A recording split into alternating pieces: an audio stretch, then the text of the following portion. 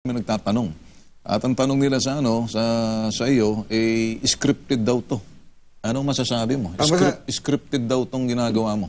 Alam po nyo, yung mga naninira, alam po nyo, sabi ko nga, pwede nilang imbestigahan eh.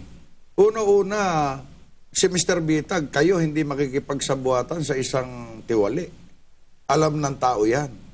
At ako naman, hindi ako nagsasabi na mainam ang Ray Herbal sapagkat yung po mga nakakasubok, alam po ba nyo, naka-schedule ngayon. Eh sabi ko, hindi naman rally ito. Huwag kayong dagsain nyo yung gusto nyo, makikiusap tayo, linggo-linggo, kahit dala-dalawa o lima-lima. Eh baka abutin na kami na year 2010, hindi na kami ma-interview. Hindi ka ako mahalaga. Ang mahalaga, makatulong tayo sa mamamayang Pilipino. Alam po ba ninyo, kung hiahambing natin, bakit tayo kaiwagayan? Ang una nyong kiniklaim sa inyong amunan, diabetes. Eh, ba't ngayon may lumalabas na nagpapatotoong stage 3B, stage 4? Sir. Eh, hindi po akong nagsasabi. Ang nagsasabi po yung gumaling eh. Ang mga kaibigan, yung aming hamunan ni Ray Herrera, yun ho mga diabetes. Yung mga metabolic syndrome tulad ng mga high blood. Pero kung naglalabasan ho itong mga ganitong klaseng sakit, sila ho nagsasabi niyan. Pero ito naman, Karay, isa ho sa email na nabasa ko lang dahil pumasok sa amin sa Bitag Live, sa Bitag din. Opo. Kung talagang magaling daw yung herbal nyo, bakit hindi inyo ilapit doon sa mga malalaking kumpanya ng mga pharmaceutical firm na sa ganun ma-handle daw yung marketing ng properly? Kaysa daw ginagawa natin dito na parang tayo daw parang tuloy, parang nag-i-script at nagdadala tayo ng mga kaparehong pasyente nito.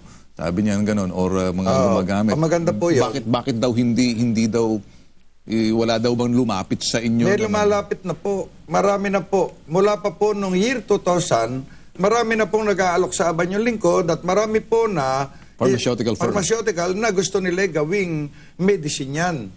Kung ka nakakatulong, di alisin na natin sa food supplement, gawin na natin, magiging commercialized po masyado, Mr. Bitag. At baka ang aban yung lingkod, kung po ako walang pinag-aralan, baka lumabas na ako isang nasa tabilak. Sapagat ang aban yung lingkod, gaya ng nasabi ko noon, at hindi nababago, at hindi naman ako nag-aral na, talagang undergraduate pa ako ng grade 4. Sasali ka rin sa mga tinatawag na grupo na marurunong, saan ako malalagay? Kung yan po ay magiging medicine, hindi ako pwedeng mabigyan ng isang tao kung wala pong reseta ng doktor. Yun po sa abot ng aking kaalaman. Kaya ang minabuti ko po, na bagamat ako ay masasabi na hindi naman ako yung sinasabi nila na gumagawa ng invento sapagkat hindi ko kilala yung mga taong yan. At yung mga tao po na yan, kusang nagpapasalamat, kagaya po nung itong nasa Japan, nasa UK, hindi man ako marunong mag-English. Tumatawag at nagpapasalamat, gaya ng nasa Monaco, gaya ng nasa Japan, nasa Germany. Nagpapasalamat sa aban yung lingkod. Ako naman, lalo pag English, hello ko ng hello. English ang sinasabi, hello? Di puro hello na sinasabi ko. Kaya nga, ang sabi ko, yung ating herbal, hindi ako nagsasabi na mainam. At ngayon, yung mga gawin ng baklaran, alam ba ninyo, nagkakaligaw-ligaw bago makapunta na Baliches. Ang ginawa ko, naglagay ako ng isang outlet sa LRT ng baklaran. Hindi na kayo maliligaw ngayon. LRT ng baklaran, nilagyan ko po ng isang outlet at nakipag-ugnayan po tayo sa pamunuan. Kaya masasabi ko sa mga taga-Monaco, Japan, UK, at iba pang bansa, kung kayo magpapasalamat, huwag lang sa akin, kay Mr. Bitag, sapagat kung hindi kay Mr. Bitag, hindi sila malalaan yung herbal. Opo. Gaya nung kapatid nyo. Opo. Kung hindi nakapanood sa hamunan namin, nasaan po kayo ngayon? Abay, parang sikat pala ako. Opo. Bay. Ang dahil kong magpapasalamat. Tita mo nga. Pero misis, matanong ko sa iyo. Opo.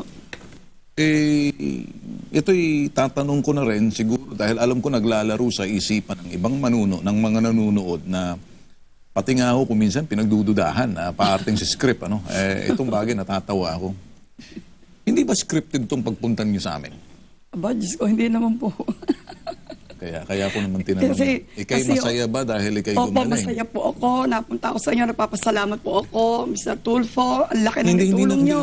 Pati kay Karen. Wag sa akin dahil ako'y programa lamang. Oo, programa kung na nakita gumaling- nila yung katotohanan. Eh, kung ito scripted po, di siguro ninervous ako, ganyan-ganyan. Kung ano yung talagang katotohanan ng isang tao na nararamdaman niya, yun ang naibibigay niya sa kanyang kapwa. Hindi po ba? Kaya nga, tinitingnan kita sa mata niyo. Mukhang Opo. talagang kumbinsido ako sa sinasabi niyo. Talaga po, hindi po ako tinatanong- pwedeng magsinungaling. Tinatanong ko lang naman yung mga Opo. usual na tanong. Pag sakali, Mr. Tulfo, kasi marami. Kung minsan ako'y nasa coffee shop. Opo. Ako'y nasa lobby ng hotel at biglang lalapitan ako, totoo ba yung herbal? Ako sabi ko, yun ang sinasabi ng mga nagpapatotoo. Nagpapatotoo. Hindi naman ako pwede, mabisa yan. Hindi ako po pwede mag-ganun eh. So, alam ko na pag makikita na naman ako, baka sabihin, yung sa herbalist na katunggali mo, o yan ba yung mga dinadala ng mga pasyente, kung totoo. Kaya ako'y dinediretso na kitang tanongin kasi Opo. para doon sa mga ibang nanonood, Opo. sa ibang Opo. bansa, Tama pag po yun. ikasama ng loob mo, Opo. hindi naman sa ano, kaya ang tanong ko kanina sa'yo, medyo mabigat nga, no? Kung scripted, sabi nyo hindi. Hindi po.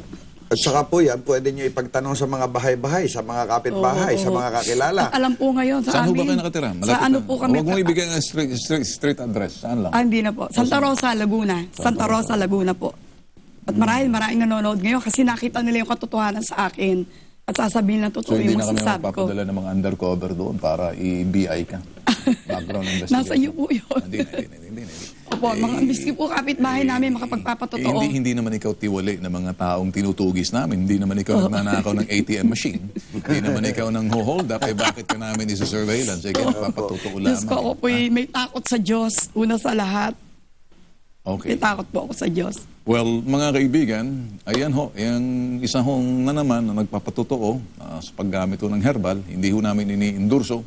Nandito ho yung aking katunggali, si Ray Herrera, at Ang katotohanan po niyan, kaya yan bilang patunay doon sa ating hapunan, kung natatandaan nyo, mag-iisang taon na po.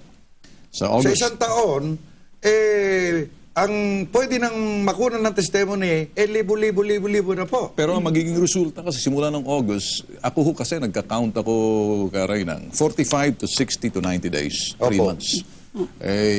Gusto ko lang makita yung full benefits na sinasabi ninyo. Yung mga ibang nagpupuntahan nga rito, yung iba, nagugulat ako dahil hindi naman kasama doon sa listahan ng mga hamon ay nagdaratingan, ano? Opo. Hindi ko tuloy malaman kung paano i-validate kasi mas gusto namin makita yung talagang nasa profile ng mga pangalan ng pasyente na talagang tinutukan namin. Pero ang nagdadagsaan,